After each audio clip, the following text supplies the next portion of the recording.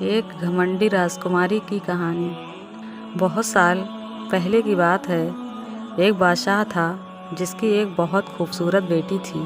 وہ لڑکی اپنی خوبصورتی اور دولت کی وجہ سے بہت گھمنڈی ہو گئی تھی۔ کہیں سے بھی اس کی شادی کے لیے رشتہ آتا تو وہ اسے ٹھکرا دیتی تھی اور اس کا خوب مذاق بناتی تھی۔ ایک دن بادشاہ نے ایک بہت بڑی دعوت رکھی اور اس میں شہزادی سے شادی کرنے والے تمام شہزادوں کو بلایا۔ سب لوگ اپنے اپنے مرتبے کے حساب سے کرسیوں پر بیٹھ گئے۔ پھر شہزادی اس دعوت میں کئی چیزوں کے ساتھ بہت گھمنڈی انداز میں آئی اور وہ جس شہزادے کے پاس سے گزرتی تو وہ اسے بہت نیچی نظروں سے دیکھتی۔ پھر وہ ایک شہزادے کے پاس پہنچی جو بہت زیادہ موٹا تھا، تو شہزادی نے اس کا مذاق اڑاتے ہوئے اپنی کنیز سے کہا، دیکھو یہ تو آٹے کا بورا ہے۔ جب دوسرے شہزادے کے پاس پہنچی تو کہا کہ یہ تو کوئی کھمبا ہے، اور جب تیسرے شہزادے کے پاس گئی تو کہا یہ تو سفید چوہا ہے۔ اسی طرح شہزادی ہر شہزادے کی بے عزتی کرتی رہی، لیکن ایک شہزادے کو تو دیکھ کر اسے بہت ہنسی آئی کیونکہ اس نے داڑھی رکھی ہوئی تھی۔ شہزادی نے اس کا مذاق اڑاتے ہوئے کہا کہ ذرا دیکھو تو اس نے کیسے اپنے چہرے پر گھاس پھوس اگا رکھی ہے۔ بادشاہ نے جب یہ دیکھا کہ کیسے میری بیٹی مہمانوں کا مذاق اڑا رہی ہے تو بادشاہ کو بہت غصہ آیا اور اس نے یہ بھرے دربار میں اعلان کر دیا کہ شہزادے پسند کریں یا نہ کریں، لیکن میں اس کی شادی کسی غریب یا فقیر سے کرواؤں گا۔ اس اعلان کے بعد تمام لوگ وہاں سے چلے گئے۔ پھر کچھ دیر بعد وہاں ایک بھکاری آیا جو گلی محلے میں گانے گایا کرتا تھا۔ پھر وہ شاہی محل کی کھڑکی کے پاس بیٹھ کر گانا گانے لگا۔ جب بادشاہ نے اس کی آواز سنی تو اس نے اپنے نوکر سے کہا کہ اس کو یہاں بلا کر لاؤ۔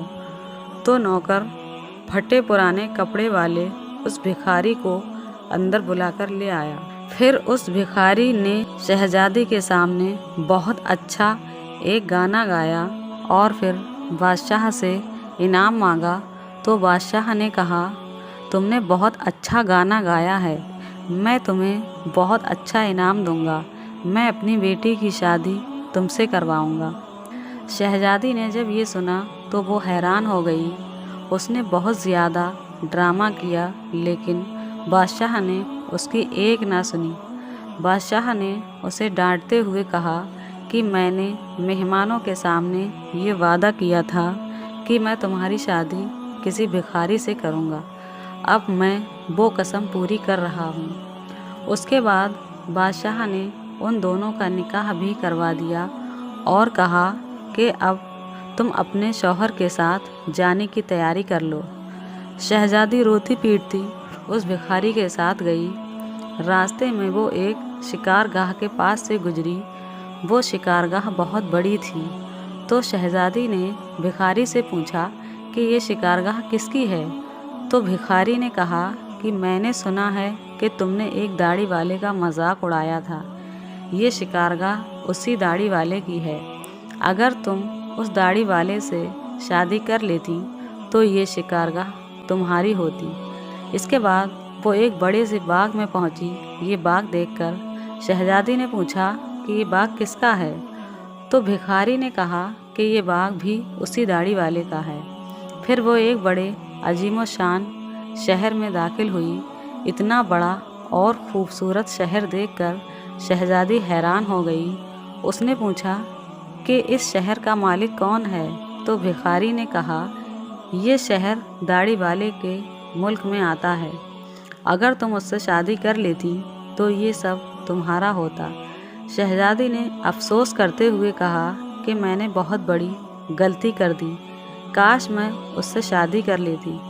تو بھکاری نے ناراض ہوتے ہوئے کہا کہ مجھے اس سے کوئی مطلب نہیں، مگر تم میرے ہوتے ہوئے کسی دوسرے مرد کی باتیں کیوں کر رہی ہو؟ کیا مجھ میں کوئی کمی ہے؟ اس کے بعد वो एक छोटी सी झोपड़ी के पास पहुँचे तो शहज़ादी ने कहा कि ये कैसी बेकार और छोटी सी झोपड़ी है।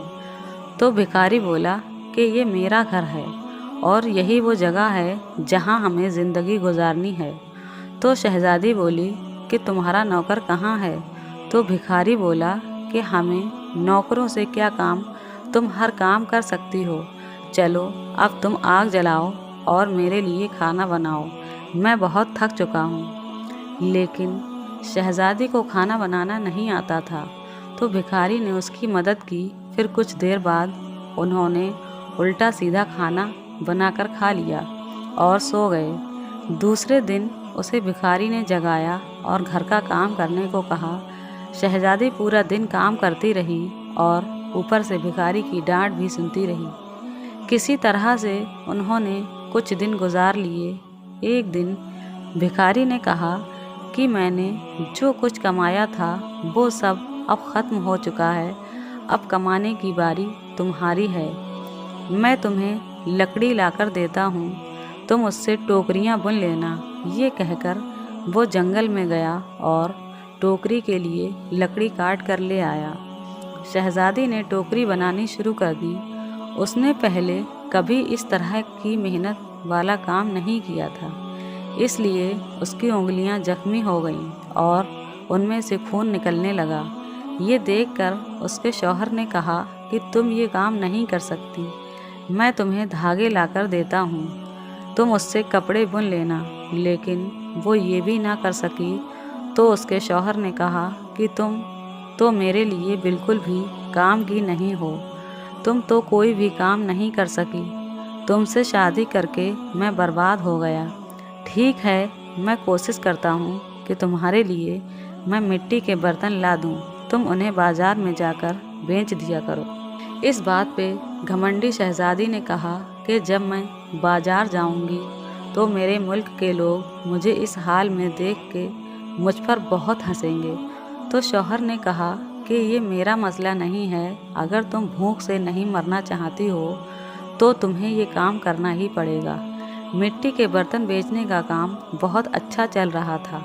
लोग जब एक खूबसूरत लड़की को बाज़ार में बर्तन बेचते हुए देखते तो उस पर तरस खाकर उससे कुछ ना कुछ खरीद लेते। जब बर्तन बिक गए तो भिखारी ने और बर्तन लाकर दिए।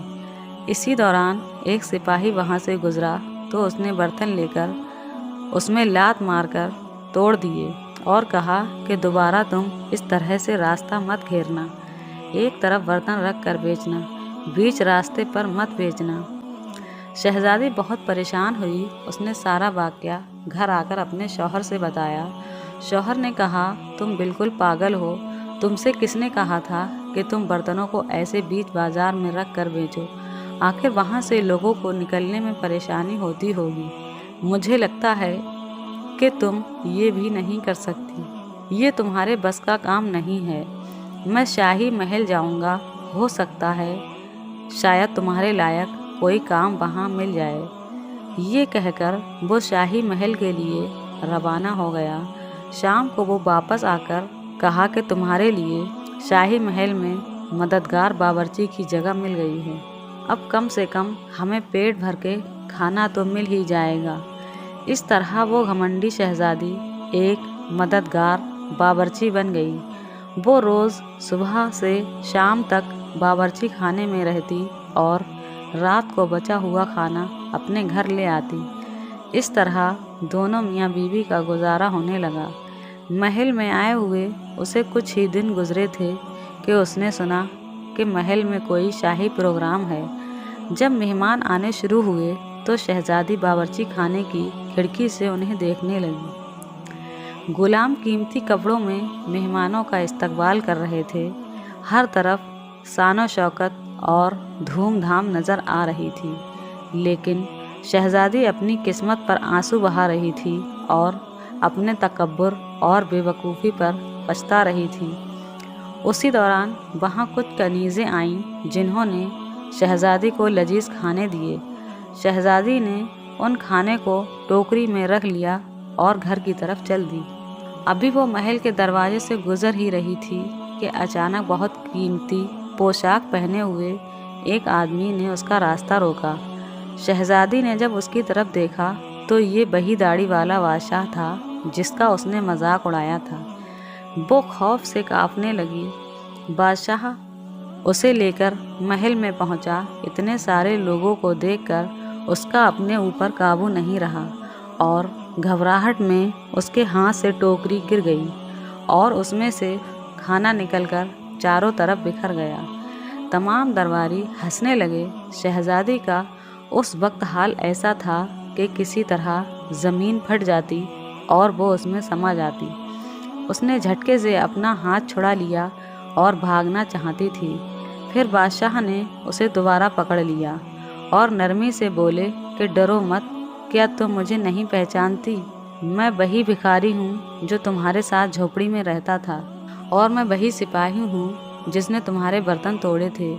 یہ سب کچھ میں نے تمہارے لیے اس لیے کیا کیونکہ میں تمہیں پسند کرتا تھا اور تم سے شادی کرنا چاہتا تھا۔ اب تمہارے گھمنڈ کا علاج ہو چکا ہے۔ میں وہی بھکاری ہوں جس کے ساتھ تم رہا کرتی تھی۔ اب تمہیں اچھا سبق مل گیا ہے۔ پچھلی باتوں کو بھول جاؤ اور دیکھو ہماری شادی کی تیاریاں ہو رہی ہیں۔ اسی وقت کنیزیں آئیں اور اسے اپنے ساتھ لے گئیں۔ پھر شہزادی کو نہلا کر اسے دلہن کا لباس پہنایا گیا۔ پھر جب وہ دوبارہ وہاں آئی تو دیکھا کہ اس کے ماں باپ اور تمام درباری وہاں موجود تھے۔ لوگوں نے اسے مبارکباد دی۔ اس وقت شہزادی بالکل بدل گئی تھی۔ اس کا غرور، اس کا گھمنڈ سب ختم ہو چکا تھا۔ اس نے زندگی گزارنے کا ڈھنگ سیکھ لیا تھا۔ دوستو، حالات جیسے بھی ہوں، انسان کو کبھی تکبر اور گھمنڈ نہیں کرنا چاہیے۔ اللہ تعالیٰ کا ہمیشہ شکر ادا کرنا چاہیے۔